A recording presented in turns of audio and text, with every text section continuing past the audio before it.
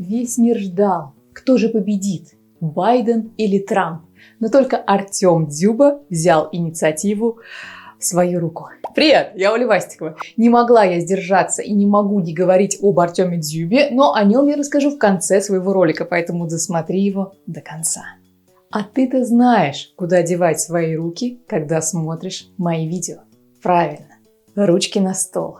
Мне на почту пришло от тебя письмо. Ты спрашиваешь, как же перестать бояться и наконец-то познакомиться с девушкой. Поэтому сегодня специально для тебя 5 решений, как это сделать.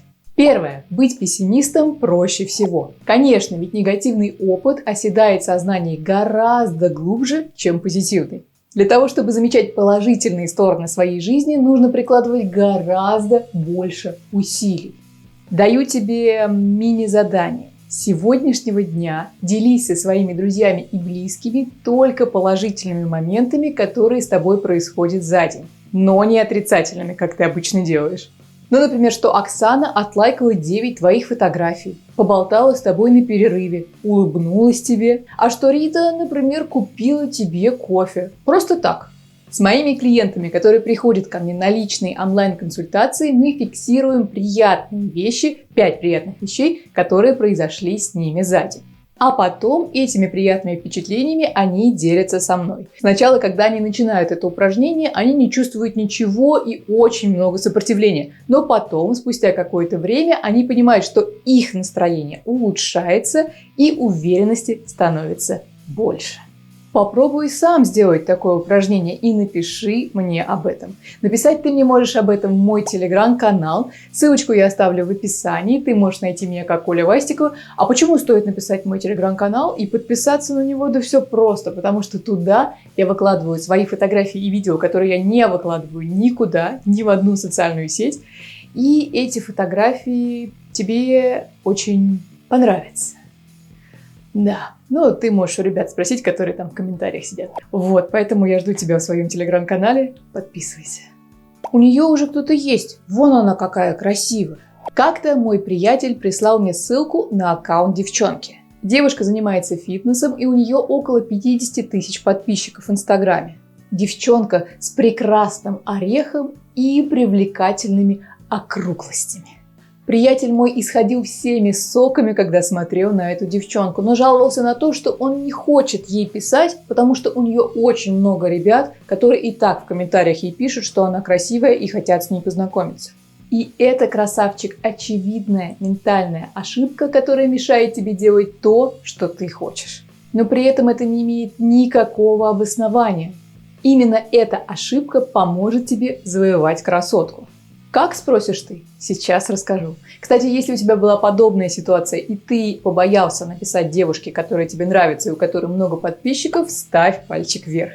Итак, что мы имеем? Парни смотрят на девушку, видят, что в комментариях другие парни пишут о том, какая она красивая, и мозг говорит: «Я один, а их много».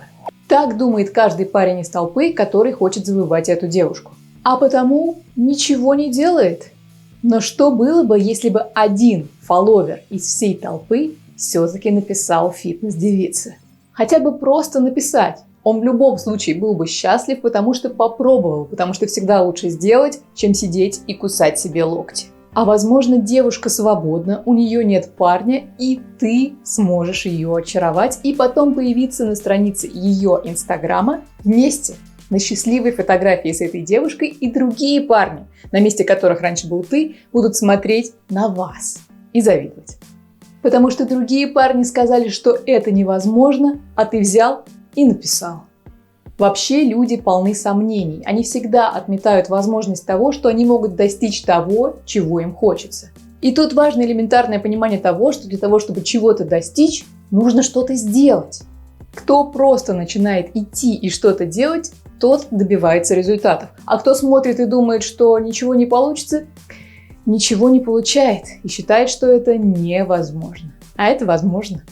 На короткой перспективе тебе нужны сомнения и готовность потерпеть неудачу. В долгосрочной перспективе тебе нужна ясная цель и понимание того, что в будущем у тебя все получится. Пример. Ты сомневаешься, написать ли Оксаночке. Она вроде отлайкала 9 твоих фотографий.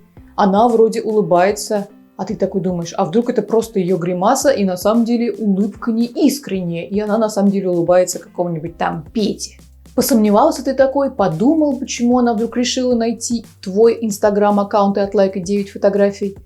И взял и написал не только Оксаночке, но и Рите, и Ане, и Кате.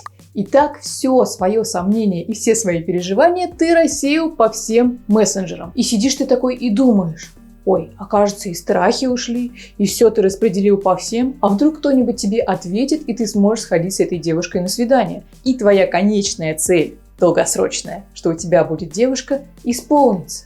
Ведь ты уверен, что в ближайшем будущем ты встретишь девушку, которая тебе подходит, а еще она подходит под форму твоей руки.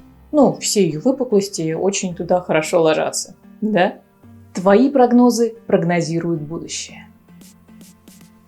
Все еще думаешь о бывшей? Сейчас я хочу рассказать тебе одну притчу. 2 монаха, напомню, что этим ребятам ни при каких обстоятельствах нельзя водиться с девушками. Так вот, они отправились в паломничество, и им нужно было перейти через реку.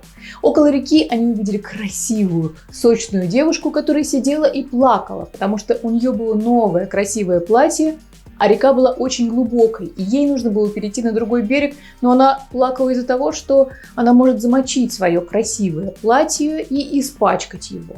Один из монахов, видя это, решил помочь девушке, взял ее на руки и перенес через реку. Оставил ее на другом берегу и пошел дальше. Второй монах тоже перешел через реку, и дальше они продолжили свое путешествие. Второй монах, который не принимал участие в помощи, спросил у монаха, который перенес девушку: «Разве так можно? Ты же взял своими руками и прикоснулся к девушке. Что заставило тебя отступить от монастырского устава?» Монах, который перенес девушку, несколько минут помолчал, а потом ответил: «Я помог той девушке час назад, и она уже, скорее всего, занимается своими делами. А почему ты до сих пор несешь ее на своих руках? А может, и у тебя до сих пор бывшая на твоих руках или за спиной? Ты проверь там, а?» Когда ты замечаешь, что от чего-то тебе становится грустно или тебя раздражает, то попробуй сконцентрироваться на полезности этого аспекта. Например, ты переживаешь расставание, или девушка, которая тебе очень нравится, сказала, что ты не в ее вкусе и штаны у тебя дурацкие. Попробуй на 2 минуты сконцентрироваться на том, какая польза может быть из этой ситуации. Если ты расстался с девушкой, то вот тебе уже несколько плюсов, которые я тебе сейчас могу предложить. То, что теперь ты не будешь тратить самое ценное, что у тебя есть, это твое время. Что теперь ты свободный, и ты можешь пробовать множество девушек. И что ты наконец-то можешь заняться собой и пройти ту игрулю, которую ты не мог пройти, когда встречался с девушкой, потому что она тебя пилила. И это я только начала, и уверена, что ты можешь найти гораздо больше плюсов в этой ситуации. Такой короткой перезагрузки достаточно для того, чтобы страх и грусть отступили, и пришел контроль, который так важен в этой ситуации. Если хочешь нравиться большому количеству девушек, то нужно концентрироваться на себе. Если ты хочешь красивую, сексуальную, милую, умную девушку, то нужно сконцентрироваться на самом себе. Да, такой парадокс. Спорт, развитие себя, обучение чему-то новому – все это придаст тебе больше ценности. И, конечно же, это непростой путь. Это путь не для ленивых, но он поможет тебе открыть новые знакомства с другими людьми. Не обязательно с девушками, может быть, с другими ребятами, которые могут дать тебе какой-то ценный опыт. И ты, например, станешь боссом или новым Дуровым, что было бы неплохо. К тому же такие простые действия, как сходить и обновить себе прическу или купить себе новую стильную одежду, также придадут тебе привлекательности. Об одежде, которая нравится девушкам, да и не только девушкам, я рассказывала в этом видео. Прокачав себя, ты поймешь, что внимание от девушек стало больше, и это происходит как будто само собой. Но на самом деле это твоя большая заслуга и работа. Ну и, конечно, сегодня я не могу не сказать про Дзюбу, который сейчас виден из каждого смартфона от людей, которые даже не знакомы с футболом, ну, как я, например. Для тех, кто не знает, пока в Америке выбирали президента 8 ноября этого года, Рунет взорвался. Кто-то слил в интернет видео, где капитан Венита умело сыграл рукой. И этот ролик он явно снимал не для всего интернета. Да, в принципе, и само это видео безобидное, и в том, что он делает, ничего ненормального нет. Все это делают. И я тоже.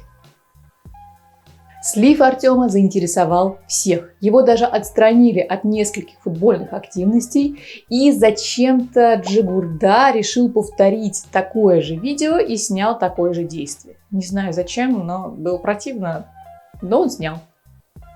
Дзюбу все привыкли видеть как настоящего мужика, такого своего парня на районе. И он часто, например, рассказывает про свою военную службу. Настоящий мужик. А вот на видео, которое слили, он ведет себя не так, как в жизни. Он там достаточно чувственный. И по стереотипам такой мужик не может быть чувственный. Он же настоящий мужик, там нет места эмоций. Ведь мужчины не чувствуют, мужчины не плачут, мужчины не выражают своих эмоций. Но это стереотипы такие, к сожалению, русского народа. После слива и повсеместного буллинга Артем даже отважился принять участие в матче, когда его же фанаты, которые раньше говорили, что он герой и какой же он мастер своего дела, стали кричать «Не позорь команду». Но это цензурно.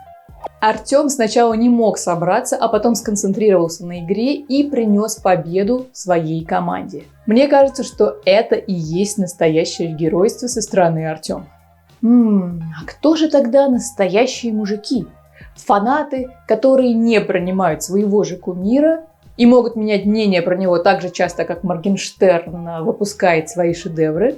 Или Артем, который под натиском всей этой гнили смог сконцентрироваться на работе и показать себя как настоящий профессионал? Вот это настоящая смелость.